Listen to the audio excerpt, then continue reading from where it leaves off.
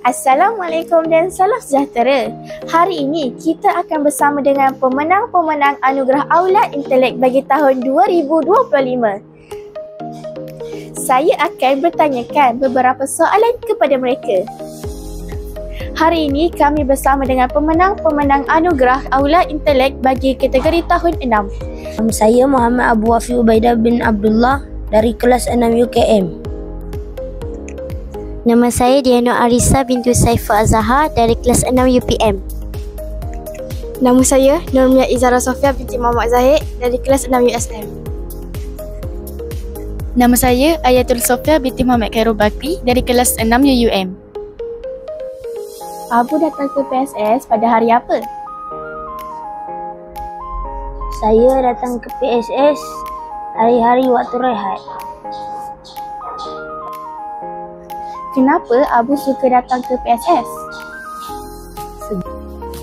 Sebab saya suka baca buku dan komik yang ada di PSS.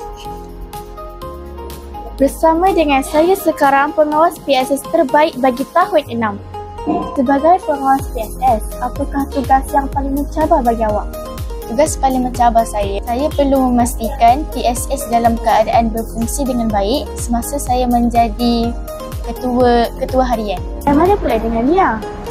Bagi saya, tugasan yang paling mencabar ialah semasa mengawal murid yang di dalam PSS, semasa saya di kaunter. Dia bertugas di bahagian mana? Saya bertugas pada bahagian peminjaman buku. Apa tugas yang paling mencabar di bahagian peminjam buku? Saya perlu teliti nama murid untuk meminjam buku supaya tidak tertukar buku. Berikut bersama dengan saya pemenang Anugerah Aulad Intelek bagi tahun 5. Boleh perkenalkan diri masing-masing? Nama saya Amira Safia binti Mazlan dari kelas 5 UKM. Nama saya Fatimah Nur Amani binti Muhammad Idham dari kelas 5 UKM. Saya Iman Firdaus dari kelas 5 USM. Nama saya Muhammad Hadi bin Mu'awsairi dari kelas 5 USM. Apakah yang membuatkan Amira suka minjam buku di PSS? Buku di PSS ada pelbagai jenis dan banyak pilihan. Saya ni suka membaca. Kalau nak beli banyak buku tak mampu, jadi saya pinjam di PSS. Biasanya dalam sebulan, Fatimah pinjam buku berapa banyak? Mungkin dalam 6 atau 7. Wow, banyak juga. Apa perubahan yang Fatimah rasa setelah rajin baca buku? Saya semakin suka membaca buku dan saya semakin suka pergi ke PSS. Adakah sebagai pengawas PSS bagi awak sukar? Tidak sukar, tapi menyeronokkan. Dan juga ia membawa manfaat bagi diri sendiri dan orang lain. Bagaimanakah awak nak mempromosikan PSS ni kepada kawan-kawan yang lain? Di PSS ada banyak buku dan sangat menyeronokkan. Saya pula, ia senang selesa untuk belajar dengan kawan-kawan. Nama saya Nuzul Al-Madinah binti Hasbullah. Saya dari kelas 5 UPM. Nama saya Irdina Batrisha dari kelas 5 UPM. Nama saya Nurasha Sazwinda binti Abdul Samad dari kelas 5 UPM. Tahniah atas anugerah yang diterima. Saya nak tanya beberapa soalan boleh? Boleh. Sebagai pengawas PSS, apakah perubahan yang terdapat dalam diri Raisha? Saya rasa selepas saya jadi pengawas PSS ni, saya lebih jadi murid yang lebih dedikasi, amanah dan bertanggungjawab. Apakah jenis-jenis ciri buku yang Irina suka dalam PSS ni? Contohnya buku Nabi dan Rasul dan buku jenis bahasa Inggeris dan juga bahasa Melayu. Apakah harapan Irina terhadap PSS? Saya berharap agar semua murid datang ke PSS untuk membaca buku dan serta PSS ni juga adalah untuk menimba ilmu. Dipersilakan kenalkan diri masing-masing. Hai, nama saya Nurkailah Batrisha binti Nur Halim daripada kelas 4 UIA.